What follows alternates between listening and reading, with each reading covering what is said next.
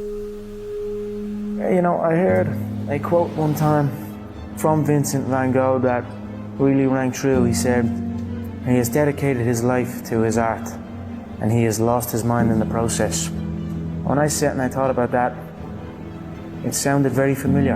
I have given every single thing, every ounce of my life to this craft, to perfecting my craft, and I continue to do so.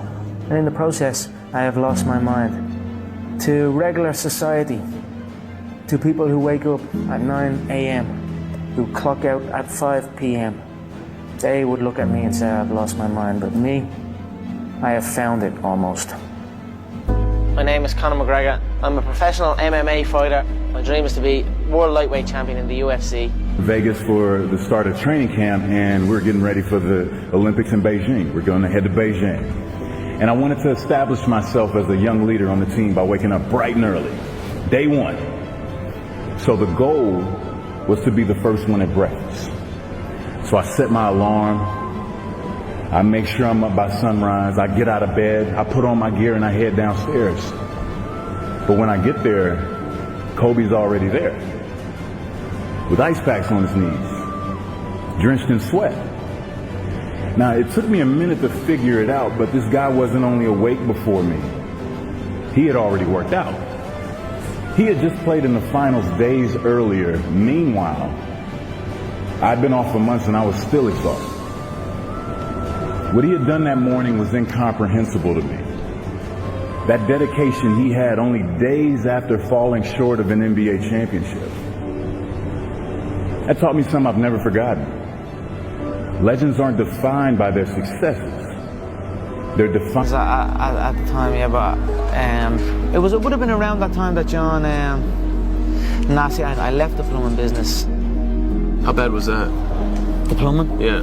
Horrendous. It was just a horrible, horrible time, and I was like, you know what? I don't want to do this, and then I just left, and then I just stopped going, didn't get out of bed. Then my dad would come in and try and bait me out of bed, and we'd have fights, and literally, for a good while I never spoke. I didn't really speak to my dad. We just kind of stayed away from each other. Anytime I come across my dad, anytime we did speak was to fight. Why did it get to that point, to where he was that mad? Because I was doing absolutely nothing. I was out getting into trouble. Yeah, it basically felt like I was doing fuck all. I was a waster. You know, I was a waster. Got that, called that a lot, you know what I mean? The real stress and the real fights come from the mortgage, come from the stress of home. A lot of people are getting evicted from their homes around here. So that's something that I grew up with. That was a big stress in my family. It caused a lot of stress, so I just wanted to give it back and help out and just do that. And my mother and father are still young. Now they have their feet up, they can relax, they are defined by how they bounce back from their failures. Doubt is such a strange thing. It's, there'll be times where you succeed and there are times that you fail. So wasting your time doubting whether you're going to be successful or not is pointless. It is. You just put one foot in front of the other. You control what you can't control. And then you see what the outcome is. Right? If you win, great. You're going to have to wake up the next day and do the journey over again. If you lose, it sucks, but you're gonna have to wake up the next day and do the journey all over again anyway. Those times when you get up early and you work hard, those times when you stay up late and you work hard, those times when you don't feel like working, you're too tired, you don't want to push yourself, but you do it anyway.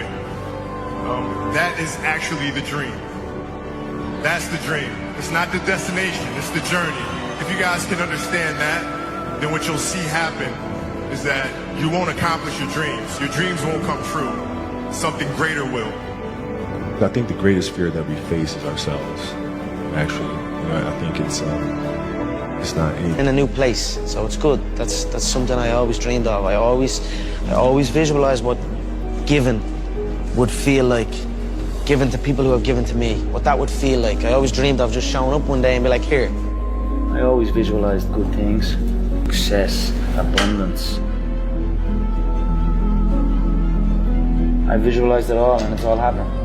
If you have a clear picture in your head of something is going to happen, a clear belief in that it will happen no matter what, then nothing can stop it. You know what I mean? It is destined to happen, and that's what happens. You know what I mean? It's perfect. I'm fighting myself. You know what I mean? Because you are fighting yourself. There is no opponent. You know what I mean? It's you versus you, and that's it. I'm fighting myself in there. I'm gonna beat myself. not even martial arts, life, you know what I mean? It's always you versus you. If you're competing against other people, you know what I mean? Competing against others, and you're going to become bitter. Eventually you'll become bitter. But if you compete against yourself, you'll become better. Anything that's external, anything that's superficial, I think the greatest fear you face is yourself. Because we all have dreams, and it's very scary sometimes to accept the dream that you have. And it's scarier still to say, okay, I want that. It's scary because you're afraid that if you put your heart and soul into it and you fail, then how are you going to feel about yourself, right? So being fearless means putting yourself out there and going for it. No matter what, go for it. Not for anybody else, but for yourself. If your job is to try to be the best basketball player you can be. There are no restrictions. There are no limits. There's no one trying to get something from me, or trying to make me do this, or make me do that, or send me here, or send me there, or stop me from going full. I'm free. I go in and do as I please. This is my time now. So it's a beautiful experience, and it's almost an out-of-body experience, and it becomes very, very addictive. So that's what you're seeing here. I'm addicted to that feeling, and I will do anything to get in there and get that feeling again. I truly believe we are all equal as human beings. If we are obsessed with something and we truly pursue our passion with everything we have, regardless of anything else, if you are obsessed, work hard, put in the time, you will succeed. And that is a philosophy that I carry, my coaches carry, and to see LeBron James, who's like a mega superstar. To do that, you have to practice, you have to train, right? You want to train as much as you can, as often as you can. So if you get up at 10 in the morning, train at 11, right? 12, say 12, train at 12, train for 2 hours, 12 to 2. You have to let your body recover. So you eat, recover, whatever. You get back out, you train, start training again at 6. Train from 6 to 8, right? And now you go home, you shower, you eat dinner, you go to bed, you wake up, you do it again, right? Those are 2 sessions. Right? Now imagine you wake up at 3, you train at 4, go 4 to 6, come home, breakfast, relax, blah, blah, blah. Now you're back at it again, 9 to 11, right? You relax, and now all of a sudden over here, and a phenomenal athlete share that belief is inspiring right back to me. It shows that we are thinking correct. You know, this is hard work. This is an obsession. Nothing can beat hard work. If you're doing something and you're not interested or you have no passion for it, you should truly follow your passion. I'm not doing this for this. I'm not doing this for fake acting and pretending I can, you know what I mean? Trying to give emotion to some guy that wants emotion from me for a shot. I can't do that. I don't do this for that. But I understand that it's a double-edged sword and you must do that. I do it for the competition, to step foot inside that octagon. I have that feeling of freedom. So that is why I say I don't feel pressure in there. I do not. I feel free in there. Sounds like you were the last person that would ever give an excuse why you lost. No, there is no excuse. You know what I mean? It's like I've been beat before. You know what I mean? I've lost MMA fights. I've lost boxing fights. I've lost so many fights in the gym. You know, I lose all the time. You know what I mean? So it is what it is. If you, any true martial artist, you're back at it again, 2 to 4, and now you're back at it again, 7 to 9.